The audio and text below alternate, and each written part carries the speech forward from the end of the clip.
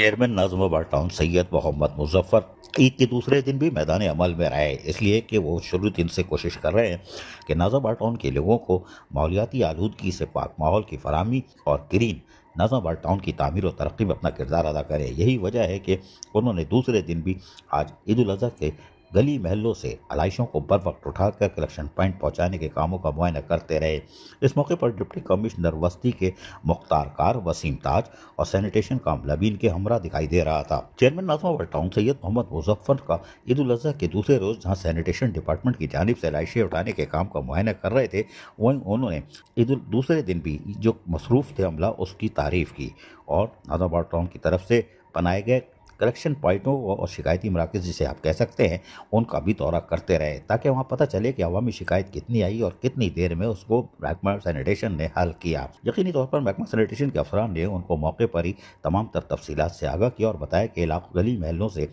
आलाइशों को उठाकर collection points मुंतकिल किया जा रहा है और इसमें किसी किस्म की कोताही बर्दाश्त नहीं की जा रही और तमाम रिकॉर्ड को तरतीब के साथ मुरतब किया जा रहा है। और नाज़िमाबाद में अवामी नुमाइंदे और बल्दियाती अफसरान के ताबुन से आलाइशी ऑपरेशन कामयाबी से जारी है, जिस पर यकीनी तौर पर चेयरमैन ने जहाँ मुतमईन हुए वहीं अपना दोबारा उन्होंने हिदायतें जारी की और बताया कि नाज़िमाबाद टाउन के महकमा सैनिटेशन के डायरेक्टर ज़हीर अहमद दीगर बल्दियाती अफसरान की खिदमत काबिल तहसीन है। डायरेक्टर सैनिटेशन ज़हीर अहमद ने कहा कि हम नाज़िमाबाद टाउन में कायम तमाम कलेक्शन पॉइंट्स और शिकायती मराकज़ पर मौसूल होने वाली शिकायतों की तफसीलात से आगाही हासिल करने के बाद फौरी कार्रवाई करते हैं। इन जगहों को आलाइशों से पाक करके चूने का छिड़काव, जरासीम कुछ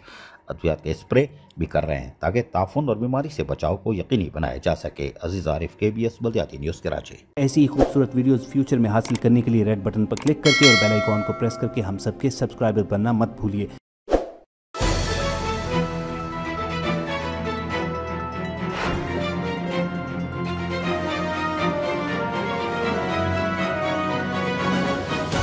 KBS